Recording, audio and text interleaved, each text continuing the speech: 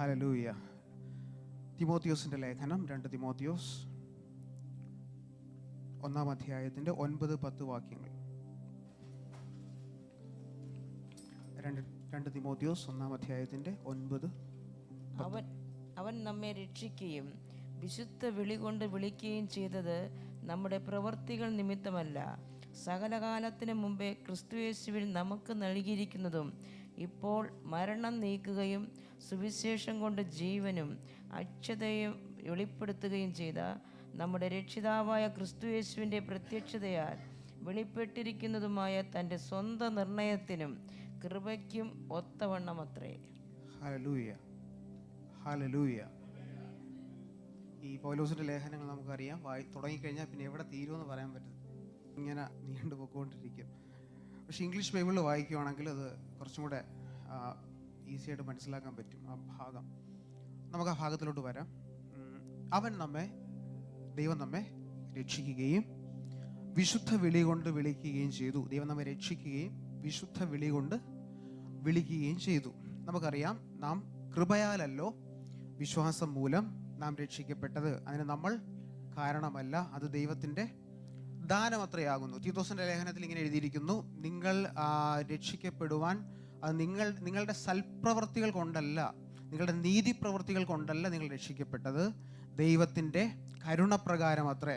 അപ്പോൾ നമ്മൾ വായ്കൊണ്ട് ഏറ്റുപറഞ്ഞ്, നമ്മൾ ഹൃദയം കൊണ്ട് വിശ്വസിച്ച് വായ്കൊണ്ട് ഏറ്റുപറയുമ്പോഴാണ് രക്ഷിക്കപ്പെടുന്നെങ്കിലും സകലത്തിനും കാരണഭൂതൻ സർവശക്തനാകുന്ന ദൈവമാണ്. ദൈവം തന്നെയാണ് നമ്മെ രക്ഷിച്ചത്. നമ്മുടെ ആ ചേറ്റിൻ്റെ അല്ലെങ്കിൽ ആ പാപത്തിൻ്റെ കുഴിയിൽ നിന്നും ദുരന്തത്തിൽ നിന്നും പാപത്തിൻ്റെ ലോകത്തിൽ നിന്നും നമ്മെ രക്ഷിച്ചു. തൻ്റെ സ്നേഹസ്വരൂപനാകുന്ന പുത്രൻ്റെ രാജ്യത്തിൽ ദൈവം നമ്മെ ആക്കി വെച്ചു. അതാണ് നമ്മെ രക്ഷിക്കുകയും വിശുദ്ധ വിളി കൊണ്ട് വിളിക്കുകയും. നമ്മൾ ബൈബിൾ പഠിക്കുമ്പോൾ നിങ്ങൾക്കറിയാം, ദൈവത്തിൻ്റെ കോളിംഗ്, ദൈവത്തിൻ്റെ വിളിയെ പല പേരുകളിൽ പറഞ്ഞിട്ടുണ്ട്. വിശുദ്ധ വിളി എന്ന് പറഞ്ഞിട്ടുണ്ട്, സ്വർഗീയ വിളി എന്ന് പറഞ്ഞിട്ടുണ്ട്, പരമവിളി എന്ന് പറഞ്ഞിട്ടുണ്ട്, ഹൈ കോളിംഗ്, പരമവിളി എന്ന ഹൈ കോളിംഗ്, ഉയർന്ന കോളിംഗ്. എബ്രായ ലേഖനത്തിൽ നമ്മൾ വായിക്കുന്നു, സ്വർഗീയ വിളിക്ക് ഓഹരിക്കാരായുള്ളവരെ, ദൈവത്തിൻ്റെ ഹെവൻലി കോളിംഗ്. ഇവിടെ നമ്മൾ വായിക്കുകയാണ് ദൈവത്തിൻ്റെ വിശുദ്ധ വിളി, ഹോളി കോളിംഗ്. ഈ ആംപ്ലിഫൈഡ് വെർഷൻ ബൈബിൾ നിങ്ങൾ വായിക്കുമ്പോൾ അവിടെ നിങ്ങൾക്ക് കാണാൻ പറ്റും, ദൈവത്തിൻ്റെ വിശുദ്ധ വിളി എന്ന് പറഞ്ഞാൽ പരിശുദ്ധനാകുന്ന ദൈവം, വിശുദ്ധിയിൽ ഭയങ്കരനാകുന്ന ദൈവം തൻ്റെ വിശുദ്ധിയിലേക്ക് നമ്മെ വിളിക്കുന്നു. ഹല്ലേലൂയ.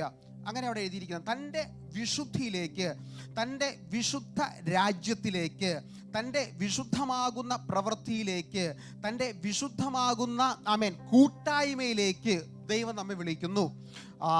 ഈ രണ്ട് കാര്യങ്ങൾ നമ്മൾ പറഞ്ഞു. എന്താണ്? നമ്മെ രക്ഷിക്കുകയും വിശുദ്ധ വിളി കൊണ്ട് വിളിക്കുകയും ചെയ്തത്. ഇനി നമ്മൾ അതിൻ്റെ അവസാന ഭാഗം വായിക്കുകയാണ്. നിങ്ങൾ ഇംഗ്ലീഷ് ബൈബിൾ ഉള്ളവർക്ക് വായിച്ചത് മനസ്സിലാകും. ഇനി അതിൻ്റെ അവസാന ഭാഗം ഒന്ന് വായിച്ചേ. തന്റെ സ്വന്തം നിർണയത്തിനും കൃപയ്ക്കും ഒത്തവണ്ണം അത്രേ. ഇടയ്ക്കുള്ള ഭാഗത്തിലോട്ട് നമ്മൾ വരും.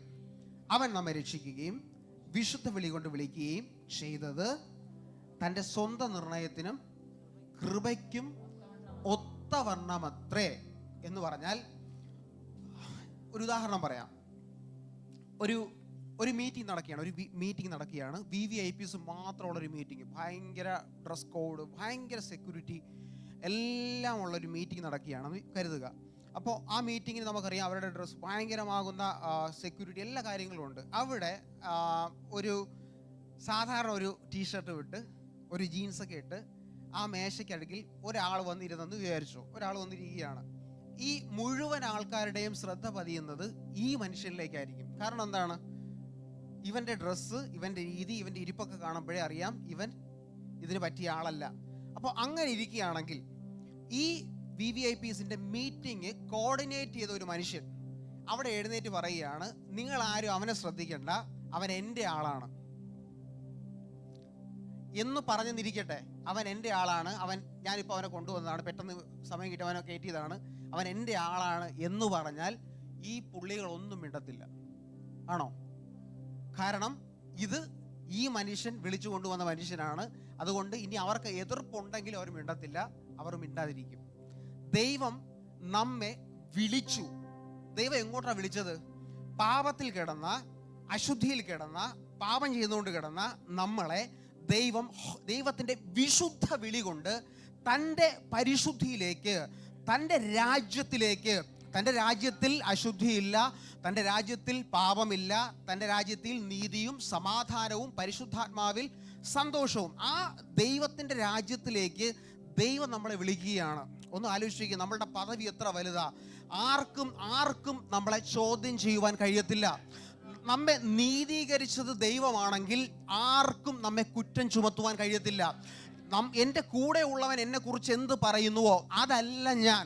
എന്നെക്കുറിച്ച് എൻ്റെ ബ്രദർ എന്ത് പറയുന്നുവോ, എന്നെക്കുറിച്ച് എൻ്റെ സിസ്റ്റർ എന്ത് പറയുന്നുവോ, എന്നെക്കുറിച്ച് അവരെന്ത് അതല്ല ഞാൻ. എന്നെക്കുറിച്ച് എൻ്റെ ദൈവം എന്ത് പറയുന്നുവോ, എന്നെക്കുറിച്ച് എൻ്റെ ദൈവം എന്ത് പറയുന്നുവോ അതാകുന്നു ഞാൻ.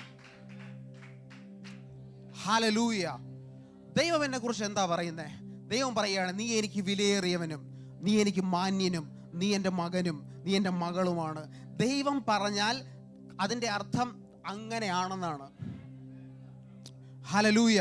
അപ്പൊ ദൈവം നമ്മെ രക്ഷിക്കുകയും തൻ്റെ വിശുദ്ധ വിളി കൊണ്ട് വിളിക്കുകയും ചെയ്തത് തൻ്റെ നിർണയപ്രകാരം, തൻ്റെ സ്വന്തം നിർണയത്തിനും, അത് ഇംഗ്ലീഷ് എഴുതിയിരിക്കുന്ന ബൈ ഹിസ് ഓൺ പർപ്പസ്, തൻ്റെ ഇഷ്ടപ്രകാരം, തൻ്റെ പദ്ധതി പ്രകാരം, തൻ്റെ ആഗ്രഹപ്രകാരം. ഹല്ലേലൂയ. എന്ന് പറഞ്ഞാൽ ദൈവത്തിൻ്റെ കോളിങ്ങും ദൈവത്തിൻ്റെ അത് ആ ഭാഗം ഒന്ന് വായിക്കുമ്പോൾ നിങ്ങൾക്ക് മനസ്സിലാകും. ആ ഭാഗം നിങ്ങൾ ബൈബിളിൽ തന്നെ ശ്രദ്ധിക്കണം. നമ്മെ രക്ഷിക്കുകയും വിശുദ്ധ വിളി കൊണ്ട് വിളിക്കുകയും ചെയ്തത്. ഇനി നമ്മൾ ആ ഭാഗത്തിലോട്ട് വരികയാണ്. നമ്മുടെ പ്രവൃത്തികൾ നിമിത്തമല്ല, സകല കാലത്തിനും മുമ്പേ ക്രിസ്തുവേശുവിൽ നമുക്ക് നൽകിയതും. ശ്രദ്ധിച്ചിരുന്നാലേ മനസ്സിലാകത്തുള്ളൂ. നമുക്ക് ദൈവം വിളിച്ചത് എന്തുകൊണ്ടാണ്? തൻ്റെ സ്വന്തം നിർണയവും കൃപയും. സ്വന്തം നിർണയവും കൃപയും. ഈ സ്വന്തം നിർണയവും കൃപയും ദൈവം ഗ്രാൻഡ് ചെയ്തു. ഇംഗ്ലീഷ് ബൈബിളിൽ എഴുതി ദൈവം ഗ്രാൻഡ് ചെയ്തു, ദൈവം അപ്രൂവ് ചെയ്തു. എപ്പോഴാണ് അപ്രൂവ് ചെയ്തതെന്ന് അറിയാമോ? സർവ കാലത്തിനും മുന്നമേ എൻ്റെ മേൽ നമ്മളിപ്പോൾ അനുഭവിക്കുന്ന കൃപയുണ്ടല്ലോ,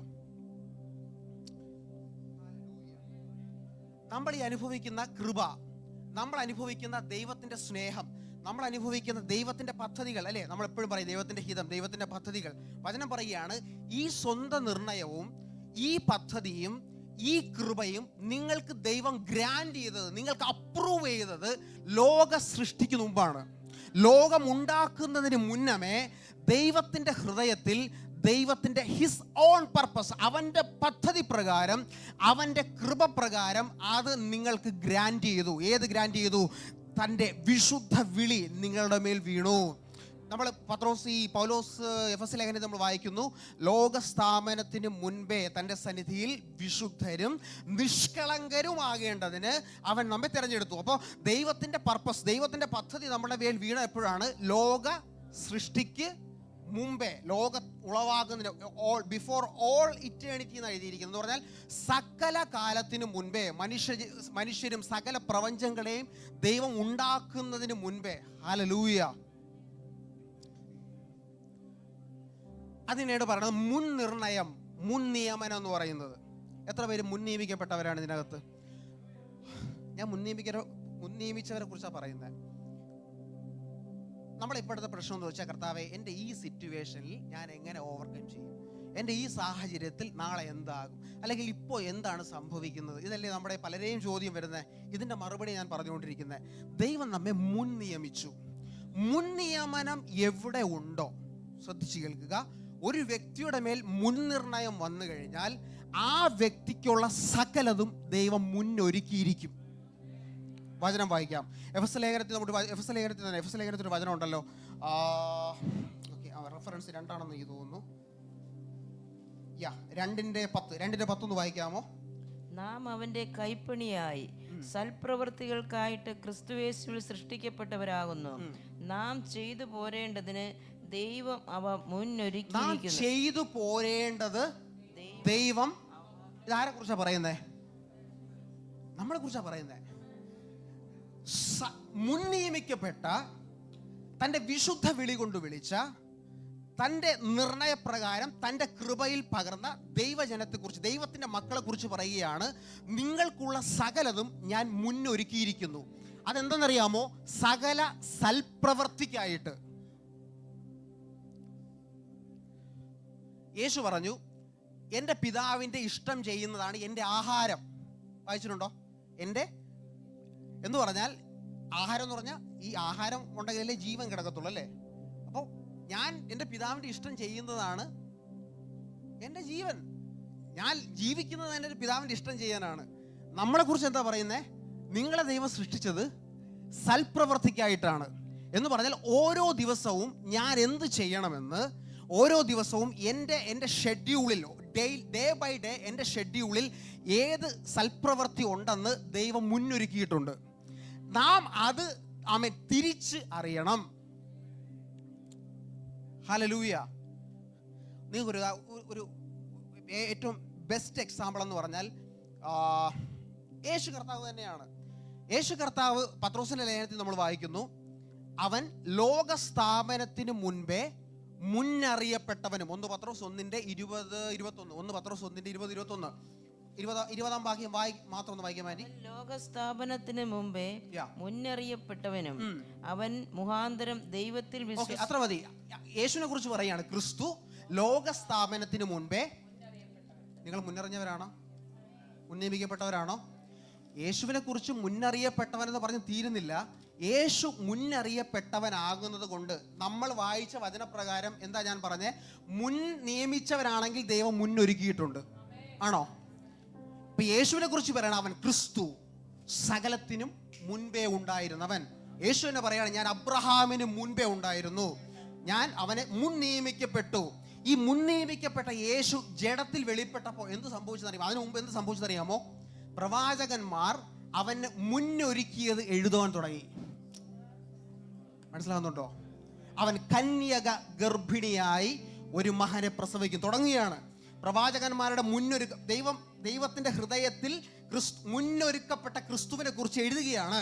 കന്യക ഗർഭിണിയായി ഒരു മകനെ പ്രസവിക്കും, അവൻ ബെത്ലഹേമിൽ ജനിക്കും, അവന്റെ ജനനം ഇന്ന പ്രകാരമായിരിക്കും, അവൻ ഇന്ന പ്രകാരം വളരും, അവൻ ഇത്രാമത്തെ വയസ്സിൽ സ്നാനമേൽക്കും, അവന്റെ മരണം ഇന്ന വിധമായിരിക്കും, അവനൊരു കൊച്ചു കഴുതക്കുട്ടിയുടെ പുറത്ത് നടക്കും, അവൻ യെരൂശലേമിന്റെ കിഴക്ക്, എല്ലാം എഴുതി വെച്ചിരിക്കുകയാണ്. ആണോ?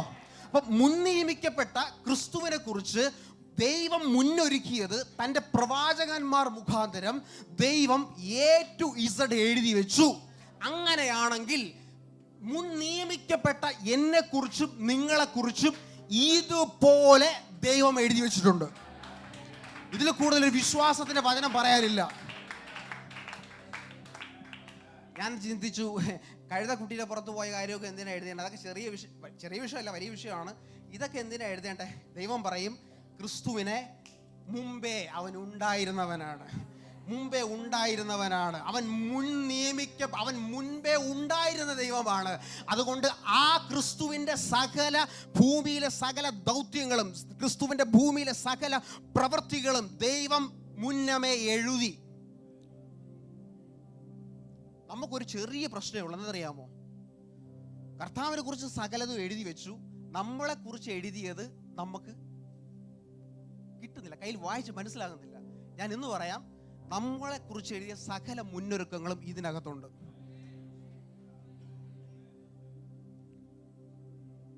എല്ലാം ഉണ്ട് ഇതിനകത്ത്, എല്ലാം ഉണ്ട്. നമ്മൾ ചിലപ്പോൾ ചോദിക്കും, കർത്താവ് എന്തുകൊണ്ട് ഞാൻ ഈ ഒരു ഫേസിലൂടെ ഞാൻ കടന്നു പോകുന്നു, എന്തുകൊണ്ട് ഈ ഒരു സാഹചര്യത്തിലൂടെ ഞാൻ കടന്നു പോകുന്നു? ദൈവത്തിൻ്റെ മുന്നൊരുക്കത്തിനകത്ത് ആ ഫേസ് ഉണ്ട്, ദൈവത്തിൻ്റെ മുൻനിർണയത്തിനകത്ത് ആ ഒരു ലെവലുണ്ട്. അതിലൂടെ തന്നെ കടന്നു പോകണം, അതിലൂടെ തന്നെ കടന്നു പോയേ പറ്റത്തുള്ളൂ. പക്ഷെ അതിൻ്റെ അവസാനം മഹത്വമായിരിക്കും. ആ ഭാഗം, ആ തിമോഥെയോസിന്റെ ലേഖനത്തിൽ ഒന്ന് തിരിച്ചു വരാമോ?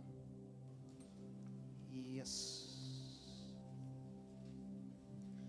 ഈ രക്ഷയും ദൈവത്തിൻ്റെ കോളിങ് നമ്മൾ പാസ്റ്റ് ഈ ദിവസങ്ങളിൽ പറയുന്ന വിഷയം തന്നെയാണ്. വിളിയും തിരഞ്ഞെടുപ്പും ഉറപ്പാക്കുക. മറ്റൊരു ഭാഗത്ത് നമ്മൾ വായിക്കുന്നുണ്ട്, തൻ്റെ മഹത്വത്താലും തൻ്റെ വീര്യത്താലും നമ്മെ വിളിച്ചവൻ. ദൈവത്തിൻ്റെ സ്റ്റാൻഡേർഡിന് ഒത്തവണ്ണമാണ് നമ്മളെ വിളിക്കുന്നത്, അല്ലേ? നമ്മളെ അമ്മമാരുടെ ചില വിളിയുണ്ട്. നമ്മൾ അമ്മമാരെ ചിലപ്പോൾ വിളിക്കുമ്പം ഈ വിളിക്കാൻ പറയുക എന്തോ ജോലി തരാനാണ്. നമ്മൾ അടുക്കളയിൽ നിന്ന് വിളി വരുമ്പം, അല്ലേ? പല അമ്മമാരുടെ വിളി, ഇത് ദേഷ്യപ്പെടുക, ഇത് അടി ഇടാനുള്ള വിളിയാണ്. അപ്പം ദൈവം നമ്മളെ വിളിച്ചത് എന്താണ്? മഹത്വത്തിൽ വസിക്കുന്ന പരിശുദ്ധനാകുന്ന ദൈവം നമ്മെ വിളിക്കുമ്പോൾ വേറെ ഒരൊറ്റ ഉദ്ദേശവുമല്ല, തൻ്റെ വിശുദ്ധിയിൽ, തൻ്റെ വിശുദ്ധനാകുന്ന ദൈവത്തിൻ്റെ സന്നിധിയിൽ വിശുദ്ധിയോടെ ജീവിക്കുക. പരിശുദ്ധനാകുന്ന ദൈവസന്നിധിയിൽ വിശുദ്ധിയോടെ ജീവിക്കുക. ഹല്ലേലൂയ. ഈ വിളിക്കും തെരഞ്ഞെടുപ്പിനും അകത്ത് എന്ത് കിടപ്പുണ്ടെന്നറിയാമോ? ദൈവത്തിൻ്റെ പർപ്പസും ദൈവത്തിൻ്റെ കൃപയും ഉണ്ട്. ദൈവത്തിൻ്റെ പദ്ധതിയും ദൈവത്തിൻ്റെ കൃപയും സഹോദരന്മാരെ പോലെയാണ്. എന്ന് പറഞ്ഞാൽ ഇത് ഒരുമിച്ച് മൂവ് ചെയ്യത്തുള്ളൂ. ദൈവകൃപ നമ്മളിൽ വർദ്ധിക്കും തോറും, അല്ലേ, പൗലോസ് പല ഭാഗത്ത് പറയുന്നുണ്ട്, കൃപ നിങ്ങളിൽ വർദ്ധിക്കട്ടെ. ദൈവകൃപ നമ്മളിൽ വർദ്ധിക്കുമ്പോൾ ദൈവിക പർപ്പസുകൾ, ദൈവത്തിൻ്റെ പദ്ധതികൾ നമുക്ക് ക്ലാരിറ്റിയോടെ വെളിപ്പെട്ട് വരും. ദൈവത്തിൻ്റെ ഉദ്ദേശങ്ങൾ നമുക്ക് പൂർണ്ണതയോടെ നമുക്ക് മനസ്സിലാക്കാൻ പറ്റും. ദൈവത്തിൻ്റെ ആ ഹൃദയത്തെ നമുക്ക് അതുപോലെ മനസ്സിലാക്കാൻ പറ്റും. നിങ്ങൾ എൻ്റെ കൂടെ ഉണ്ടോ? നമ്മുടെ പ്രവൃത്തികൾ നിമിത്തമല്ല, സകല കാലത്തിനു മുമ്പേ ക്രിസ്തുയേശുവിൽ നമുക്ക് നൽകിയിരിക്കുന്നതും എന്ന് പറഞ്ഞാൽ, ഞാൻ പറഞ്ഞല്ലോ, ഈ കൃപയും ഈ പർപ്പസും ലോകം ഉണ്ടാക്കുന്നതിന് മുൻപേ ദൈവം ഗ്രാൻഡ് ചെയ്തു. ഡോക്ടർ ഒന്ന് വായിക്കാമോ ആ ഭാഗം? ആംപ്ലിഫൈഡ് വെർഷനിൽ ഒന്ന് വായിക്കാമോ? അതിൻ്റെ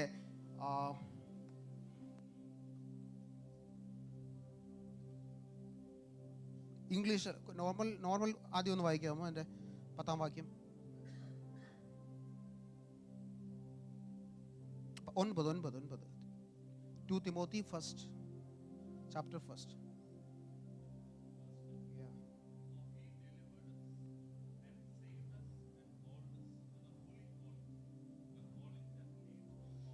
ഹോളി ലീഡ്സ് ടു എന്ന് പറഞ്ഞാൽ വിശുദ്ധ ജീവിതം. അത് തന്നെയാണ് ഹോളി ലൈഫിലേക്ക്.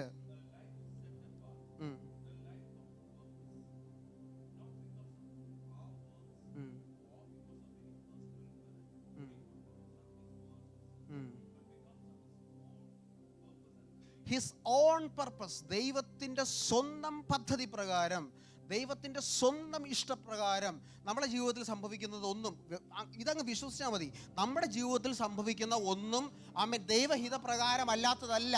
സകലതും ഞാൻ മുൻനിയമിക്കപ്പെട്ടതാണ്. ഞാൻ ദൈവത്തിൻ്റെ പൈതലാണെങ്കിൽ എൻ്റെ കാര്യങ്ങൾ നോക്കുന്ന, എന്നെ നയിക്കുന്ന, എന്നെ ലീഡ് ചെയ്യുന്ന ഒരു ദൈവമുണ്ട്. ആ ദൈവത്തിൻ്റെ പർപ്പസ്, ആ ദൈവത്തിൻ്റെ പദ്ധതി പ്രകാരമാണ് എൻ്റെ ലൈഫിൽ കാര്യങ്ങൾ നടക്കുന്നത്. ഇതെപ്പോഴാണ് ദൈവം ഗ്രാൻഡ് ചെയ്തതെന്ന് അറിയാമോ? സകല കാലത്തിനു മുൻപേ ക്രിസ്തുയേശുവിൽ നമുക്കിത് നൽകിയിരിക്കുകയാണ്. ഏത് നൽകിയിരിക്കുന്നു? ഈ കൃപ നൽകിയിരിക്കുന്നു. നമ്മൾ റോമാലേഖനം 8ാം അധ്യായം വായിക്കുമ്പോൾ അവിടെ ഒരു വചനമുണ്ട്, അവൻ വിളിച്ചവരെ നീതീകരിച്ചും ഓക്കെ, ഫുൾ വാക്യം ഒന്ന് വായിക്കുകയാണെങ്കിൽ ഒന്ന് വായിക്കാം പെട്ടെന്ന്. അവൻ മുന്നറിഞ്ഞവരെ തന്റെ പുത്രൻ അനേകം സഹോദരന്മാരിൽ ആദ്യജാതനാകേണ്ടതിന് അവന്റെ സ്വരൂപത്തോട് അനുരൂപരാകുവാൻ മുൻ നിയമിച്ചും ഇരിക്കുന്നു. 30ാം വാക്യം 30-31 വായിക്കാമോ? മുൻ നിയമിച്ചവരെ വിളിച്ചും വിളിച്ചവരെ നീതീകരിച്ചും നീതീകരിച്ചവരെ തേജസ്കരിച്ചും ഇരിക്കുന്നു. അടുത്ത വാക്യം അതിനോട് കണക്റ്റഡ് ആണ്. ഇത് സംബന്ധിച്ച് നാം എന്തു പറയേണ്ടു എന്ന് പറഞ്ഞാൽ, ഇനി വായിച്ചു ആ വാക്യം വായിച്ചാൽ, ഇത് സംബന്ധിച്ച് നാം എന്ത് പറയണ്ടു? ദൈവം നമുക്ക് അനുകൂലമെങ്കിൽ നമുക്ക് പ്രതികൂലം. നമ്മൾ പലപ്പോഴും പറയാറുണ്ട്, ദൈവം എനിക്ക് അനുകൂലമെങ്കിൽ. ഒരു പ്രശ്നം വരുമ്പോൾ, ഒരു പ്രതികൂലം വരുമ്പോൾ നമ്മൾ ഈ വചനം പറയാറുണ്ട്, ദൈവം എനിക്ക് നല്ലതാണ്, തെറ്റൊന്നുമല്ല. പക്ഷെ അത് കണക്ട് ചെയ്തിരിക്കുന്നത് 30ാം വാക്യമായിട്ടാണ്. 30ാം വാക്യം ഒന്ന് വായിച്ചു നോക്കിയേ. വിളിച്ചവരെ നീതീകരിച്ചും 30 മുൻ നിയമിച്ചവരെ വിളിച്ചും വിളിച്ചവരെ നീതീകരിച്ചും നീതീകരിച്ചവരെ തേജസ്കരിച്ചും ഇരിക്കുന്നു. എപ്പോഴാണ് ദൈവം മുൻ നിയമിച്ചത്? സകല കാലത്തിനും ലോകസ്ഥാപനത്തിന് ഇത് സംബന്ധിച്ച് എന്ന് പറയുമ്പോൾ ദൈവം നമുക്ക് അനുകൂലമായത്, ദൈവം തൻ്റെ കൃപ കൊണ്ട് നമ്മെ തിരഞ്ഞെടുത്തത്, ദൈവത്തിൻ്റെ കോളിംഗ് നമ്മുടെ മേൽ വീണത്, നമ്മൾ രക്ഷിക്കപ്പെട്ട് നമ്മൾ ദൈവത്തെ അറിഞ്ഞതിന് മുമ്പല്ല, ആ സമയത്തല്ല, ലോകസ്ഥാപനത്തിന് മുൻപേ ദൈവം നമുക്ക് അനുകൂലമായിരുന്നു. ദൈവം നമ്മെ തിരഞ്ഞെടുത്തു. ദൈവത്തിൻ്റെ കൃപയുടെ കണ്ണുകൾ കൊണ്ട് എന്നെ കണ്ടു. ദൈവത്തിൻ്റെ പർപ്പസിൽ ഞാൻ കയറി. ദൈവത്തിൻ്റെ വിശുദ്ധ വിളിക്കകത്ത് ഞാൻ വന്നു. ഹല്ലേലൂയ. അന്ന് മുതലേ ദൈവം എനിക്ക് അനുകൂലമാണ്. എനിക്ക് ഒത്തിരി സാക്ഷ്യം പറയാനുണ്ട്, ഞാനിവിടെ സമയമില്ലാത്തതുകൊണ്ട് പറയുന്നില്ല. ഒരിക്കൽ ഒരു ദർശനം കാണുകയാണ്. നിങ്ങൾക്കറിയാം, ഞാൻ ജനിച്ചത് ഒരു പക്ക ഹിന്ദു ഫാമിലിയിലാണ്. എൻ്റെ കുടുംബത്തിൽ ആരും യേശുവിനെ അറിഞ്ഞിട്ടില്ല, ക്രിസ്ത്യാനികളില്ല, ആരുമില്ല. എന്നാൽ ഒത്തിരി വർഷങ്ങൾ കഴിഞ്ഞ് ഞാൻ രക്ഷിക്കപ്പെട്ട് ആറ്റിങ്ങലിൽ ഉണർവ് നടക്കുന്ന സമയത്ത്, നാളെ 16 വർഷം തികയുകയാണ്, 16 വർഷം. ഹല്ലേലൂയ. അപ്പോൾ ആറ്റിങ്ങലിൽ ഉണർവ് നടക്കുന്ന സമയത്ത് ഒരു വ്യക്തി ദർശനം കാണുകയാണ്. ഞാൻ ജനിച്ച് എൻ്റെ അമ്മയുടെ ഹോസ്പിറ്റലിൽ എൻ്റെ അമ്മയുടെ അരികിൽ ഒരു കുഞ്ഞ് ബേബിയായിട്ട് ഞാൻ കിടക്കുകയാണ്. ആ വ്യക്തി കാണുകയാണ്, ദൈവദൂതന്മാർ എൻ്റെ ആ ബെഡിന് ചുറ്റും നിൽക്കുകയാണ്.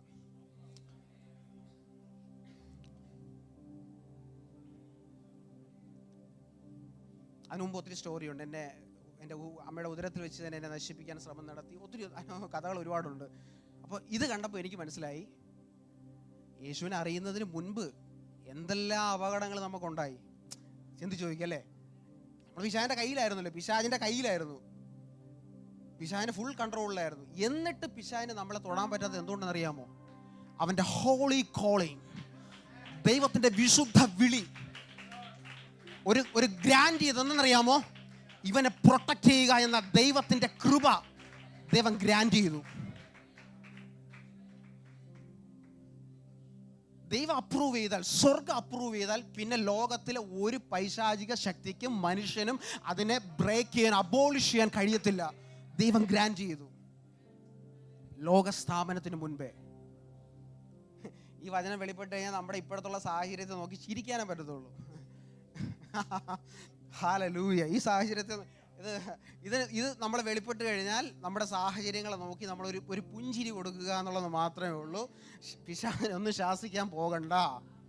ദൈവം അത് ഗ്രാൻഡ് ചെയ്തു. എപ്പോഴും ഗ്രാൻഡ് ചെയ്തു? ദൈവം ലോക സ്ഥാപനത്തിന് മുമ്പേ. ഇനിയാണ് നമ്മുടെ വചനത്തിന്റെ ആ പ്രധാന ഭാഗത്തിലേക്ക് വരുന്നത്. ആൻറ്റി അത് വായിക്കാമോ തുടർന്ന്? ഇപ്പോൾ മരണം നീക്കുകയും സുവിശേഷം കൊണ്ട് ജീവനും അക്ഷയതയും വെളിപ്പെടുത്തുകയും ചെയ്ത നമ്മുടെ രക്ഷിതാവായ ക്രിസ്തുയേശുവിന്റെ പ്രത്യക്ഷതയാൽ വെളിപ്പെട്ടിരിക്കുന്നതുമായ. ശ്രദ്ധിച്ചേ, ദൈവം ലോക സ്ഥാപനത്തിന് മുമ്പേ അപ്രൂവ് ചെയ്തു, സത്യമാണ്. പക്ഷെ അത് എപ്പോഴും വെളിപ്പെട്ടെന്നറിയാമോ? ഒന്ന് ഡിസ്പ്ലേ ചെയ്യാൻ പറ്റുമോ? ഇല്ല. ദൈവം എപ്പോഴാണ് ദൈവം റിവീൽ ചെയ്തതെന്നറിയാമോ? ക്രൂശിൽ. സോണി അമ്മയുടെ ബെഡിൽ കുഞ്ഞാറ്റി കിടന്നപ്പോൾ എനിക്ക് ഓൾറെഡി അപ്രൂവ് ചെയ്തു. പക്ഷെ ക്രൂശിൽ എന്ത് ചെയ്തു? ഓൾറെഡി അത് നിവർത്തിച്ചു. പക്ഷെ എനിക്കത് അവൈലബിൾ ആയ എപ്പോഴെന്നറിയാമോ? ത്രൂ ദ ഗോസ്പൽ, സുവിശേഷത്താൽ. വായിച്ചേ. ഇപ്പോൾ മരണം നീക്കുകയും സുവിശേഷം കൊണ്ട് ജീവനും അക്ഷയതയും വെളിപ്പെടുത്തുകയും. സുവിശേഷം കൊണ്ട് ജീവനും അക്ഷതയും വെളിപ്പെടുത്തുകയും എന്ന് പറഞ്ഞാൽ ദൈവം ലോക സ്ഥാപനത്തിനു മുമ്പേ എനിക്ക് ഗ്രാൻഡ് ചെയ്തു അവന്റെ കൃപയും അവന്റെ സ്വന്തം നിർണയവും പർപ്പസും. പക്ഷെ ഞാൻ എപ്പോ യേശുവിനെ വിശ്വസിച്ചോ, ഞാൻ എപ്പോ സുവിശേഷത്തിൽ വിശ്വസിച്ചോ, അപ്പോഴാണ് ആ കൃപ എനിക്ക് അവൈലബിൾ ആയത്. Through the gospel. ഇംഗ്ലീഷ് വായിച്ചാൽ വ്യക്തമായിട്ട് മനസ്സിലാകും. Who abolished death and brought life and immortality to light through the gospel. ഇംഗ്ലീഷിൽ, മലയാളത്തില്ലാത്തൊരു വാക്ക് ഇംഗ്ലീഷിലുണ്ട്, ടു ലൈറ്റ് എന്ന് പറഞ്ഞാൽ മറഞ്ഞിരുന്ന ദൈവത്തിന്റെ പദ്ധതിയെ സുവിശേഷത്താൽ ദൈവം എന്ത് വെളിപ്പെടുത്തി? മരണത്തെ അവൻ നീക്കി. മരണത്തെ നീക്കിയിട്ട് ദൈവം എന്ത് ചെയ്തു? തൻ്റെ ജീവനെ വെളിപ്പെടുത്തി, ഇമ്മോർട്ടാലിറ്റിയെ വെളിപ്പെടുത്തി. ഇമ്മോർട്ടാലിറ്റി എന്ന് പറഞ്ഞാൽ മരണമില്ലായ്മ, അല്ലേ? ആ ആംപ്ലിഫൈഡ് വേർഷനിൽ വായിച്ച നല്ല ഒരു രസകരമായ വാക്ക് അതിനകത്ത് കിടപ്പുണ്ട്.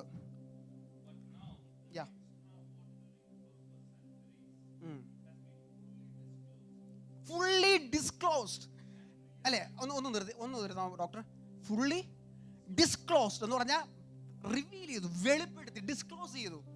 ഇത്രയും നാൾ ഡിസ്ക്ലോസ് ചെയ്തില്ല, ഇത്രയും നാൾ വെളിപ്പെടുത്തിയില്ല. കാരണം അത് ദൈവത്തിന്റെ ഹൃദയത്തിൽ ഞാൻ മറഞ്ഞിരിക്കുകയായിരുന്നു. ആണോ? ക്രൂശിൽ നിവർത്തീകരിച്ചിട്ട് ആ സുവിശേഷം ഞാൻ അംഗീകരിച്ചപ്പോൾ എനിക്കത് ഡിസ്ക്ലോസ് ചെയ്തു ദൈവം.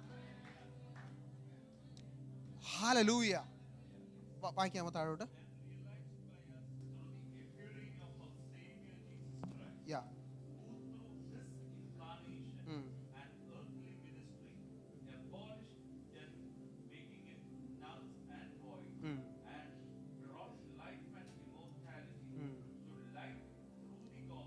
ടു ലൈറ്റ്, ആ വാക്ക് മലയാളത്തിൽ ഇല്ല എനിക്ക് തോന്നുന്നു. മതി അത്ര മതി. ഈ ഇമ്മോർട്ടാലിറ്റി എന്നുള്ള വാക്ക് ആംപ്ലിഫൈഡ് വെർഷനിൽ കൊടുത്തിരിക്കുന്ന ബ്രാക്കറ്റിൽ എനിക്കൊന്നും അതിനകത്തില്ലെന്ന് തോന്നുന്നു. ഞാൻ എൻ്റെ ഇരിക്കുന്ന വെർഷനിൽ ഇമ്മ്യൂണിറ്റി ഫ്രം ഇറ്റേണൽ ഡെത്ത് എന്നാണ്. ഇത് മനസ്സിലാവുന്നുണ്ട് മലയാളം എന്ന് പറഞ്ഞാൽ ഏത് മരണത്തെയാണ് യേശു നീക്കിയത്? നിത്യമരണത്തെ. മനസ്സിലാവുന്നുണ്ടോ? അപ്പം ദൈവം എന്നെ തെരഞ്ഞെടുത്തു, അവൻ്റെ പദ്ധതി, ദൈവത്തിൻ്റെ നിർണയം, ദൈവത്തിൻ്റെ കൃപ എൻ്റെ മേൽ വീണു. അപ്പോൾ ദൈവം എപ്പോഴാണ് ഡിസ്ക്ലോസ് ചെയ്തത്? ഞാൻ ക്രൂശിൽ കർത്താവ് മരിച്ചപ്പോൾ ദൈവം അത് നിവർത്തീകരിച്ചു. എന്നിട്ട് എന്ത് ചെയ്തു? ഞാൻ ത്രൂ ദ ഗോസ്പൽ, ഞാൻ സുവിശേഷത്തിൽ വിശ്വസിച്ചപ്പോൾ ദൈവം അത് എനിക്ക് ഡിസ്ക്ലോസ് ചെയ്തു. ദൈവം എനിക്ക് വെളിപ്പെടുത്തി. എന്താ വെളിപ്പെടുത്തിയത്? ഞാൻ നിന്നെ ലോകസ്ഥാപനത്തിന് മുൻപേ ഞാൻ നിന്നെ മുൻ നിയമിച്ചതാണ്. ഞാൻ നിന്നെ ലോക സൃഷ്ടിക്ക് മുൻപേ ക്രിസ്തുവിൽ നിന്നെ തിരഞ്ഞെടുത്തതാണ്. നിന്റെ ജീവിതത്തിലെ ഓരോ ഘട്ടങ്ങളിലും നീ കടന്നു പോകുന്ന സകലതും ഞാൻ മുന്നൊരുക്കിയിരിക്കുകയാണ്. ഈ പിശാച് ചെയ്യുന്ന ഒരു പദ്ധതി അറിയാമോ? ഈ ഞാൻ പാസ്റ്റർ പറയുന്ന മെസ്സേജായിട്ട് കണക്റ്റഡ് ആണ്. ഈ ദൈവം നമ്മളെ സൽപ്രവർത്തികൾക്കായിട്ട് ക്രിസ്തുവേശുവിൽ അല്ലേ നമ്മൾ ചെയ്യേണ്ടത് ദൈവം മുന്നൊരുക്കിയിരിക്കുന്നു. അപ്പോൾ നമ്മൾ ചെയ്യേണ്ടത് എന്താണ്? സൽപ്രവൃത്തി ആണോ? ദൈവം നമ്മളെ സൃഷ്ടിച്ചത് സൽപ്രവൃത്തിക്കായിട്ടാണ്, നല്ല പ്രവൃത്തി ചെയ്യാനാണ്. ഒരു ദിവസം എങ്ങനെ സ്റ്റാർട്ട് ചെയ്യണം, ഒരു ദിവസം എങ്ങനെ അവസാനിക്കണം, നമ്മൾ ആരോട് സംസാരിക്കണം, നമ്മൾ എന്ത് ചെയ്യണം, എന്ത് പറയണം, ഇതെല്ലാം ദൈവത്തിൻ്റെ സൽപ്രവൃത്തികളിൽ വരും. അതെല്ലാം കണക്റ്റഡ് ആണ്. പക്ഷെ പിശാച് എന്ത് ചെയ്യുന്നറിയാമോ?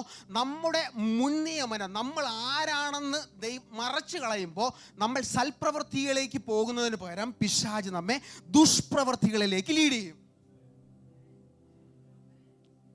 ഹല്ലേലൂയ. അപ്പൊ ദൈവത്തിന്റെ ഹൃദയം എന്ന് പറഞ്ഞാൽ സൽപ്രവൃത്തി ചെയ്യണം.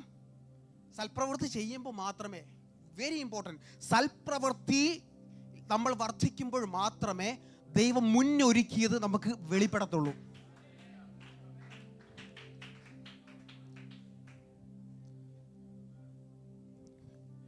യേശു കർത്താവിന് അറിയാതെ ഞാൻ നാളെ മരിക്കും, ഞാൻ ഉയർത്തെഴുന്നേൽക്കും, ഞാൻ എൻ്റെ പിതാവിൻ്റെ അരികിലേക്ക് പോകും. ആണോ? കാരണം യേശുവിനറിയാം ഞാൻ മുൻ നിയമിക്കപ്പെട്ടവനാണ്.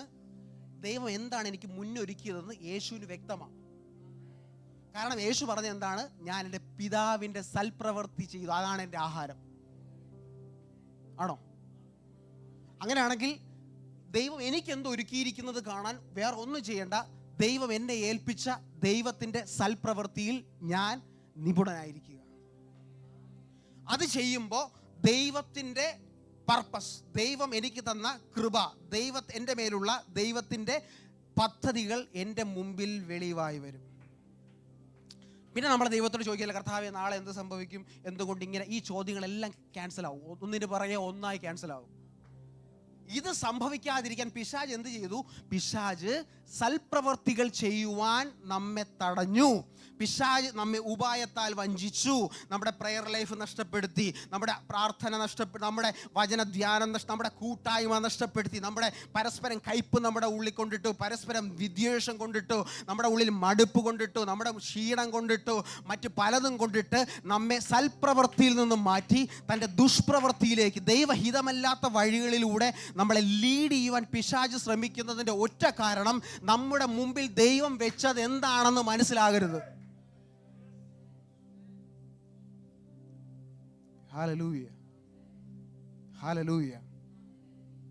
ഇപ്പോൾ മരണം നീക്കുകയും, അതിൻ്റെ ഇംഗ്ലീഷിൽ എഴുതിയിരിക്കുന്നത് abolished death and brought life.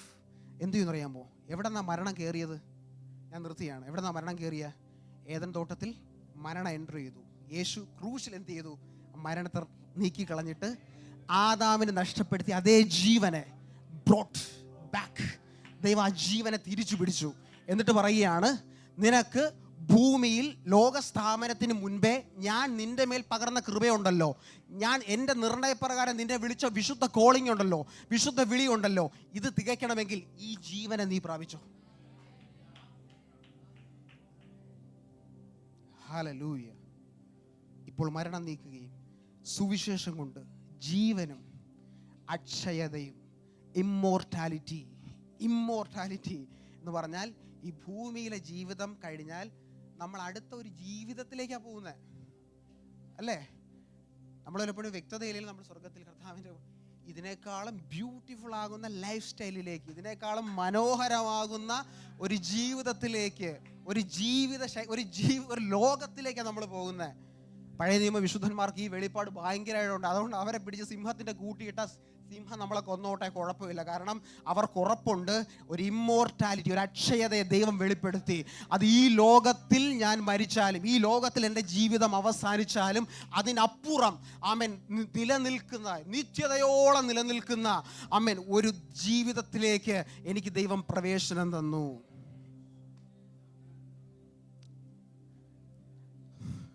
ക്രൂശിൽ വെളിപ്പെട്ടെങ്കിൽ ഞാൻ പറയട്ടെ, ഇതെല്ലാം നമുക്ക് അവൈലബിൾ ആയത് സുവിശേഷത്തിലൂടെയാണ്.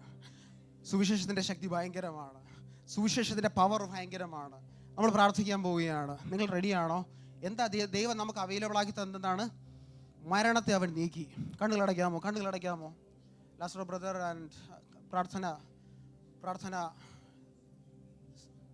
ഓക്കെ, കണ്ണുകളടയ്ക്കാം. Thank you Jesus. ഞാൻ പ്രാർത്ഥിക്കും, ഇതിനകത്തിരിക്കുന്ന ഓരോ വ്യക്തികളിൽ നിന്നും ഇരുട്ടിൻ്റെ ശക്തികൾ ഇപ്പോൾ വിട്ടുമാറുകയാണ്. In the name of Jesus, I command you to leave. ഈ കുടുംബങ്ങളെ, വ്യക്തികളുടെ മൈൻഡിനെ സ്വാധീനിക്കുന്ന എല്ലാ ഇരുട്ടിൻ്റെ ശക്തികൾ ഇപ്പോൾ യേശുവിൻ്റെ നാമത്തിൽ കുടുംബങ്ങളിൽ നിന്നും വിട്ടുമാറുക. ദൈവത്തിൻ്റെ ജീവൻ ഇതിനകത്ത് വ്യാപരിക്കട്ടെ. സുവിശേഷത്തിലൂടെ വെളിപ്പെട്ട ദൈവത്തിൻ്റെ ജീവനെ ഞാൻ റിലീസ് ചെയ്യുന്നു. സുവിശേഷത്തിലൂടെ എനിക്ക് അവൈലബിൾ ആയ ദൈവത്തിൻ്റെ ജീവനെ ഞാൻ റിലീസ് ചെയ്യുന്നു. എല്ലാ കുടുംബങ്ങളും, ശരീരങ്ങളുടെ മേലെ ആ ജീവൻ ഇപ്പോൾ മാനിഫെസ്റ്റ് ചെയ്യട്ടെ. Thank you holy spirit. ഇപ്പോൾ യേശുവിൻ്റെ ജീവൻ മാനിഫെസ്റ്റ് ചെയ്യട്ടെ. I rebuke every negative spirit in the name of Jesus. യേശുവിൻ്റെ നാമത്തിൽ ഇപ്പോൾ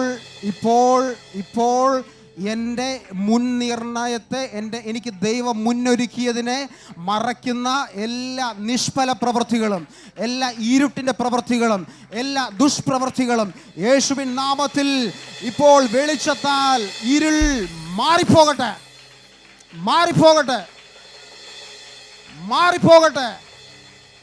ജനത്തെ വിട്ടുമാറട്ടെ.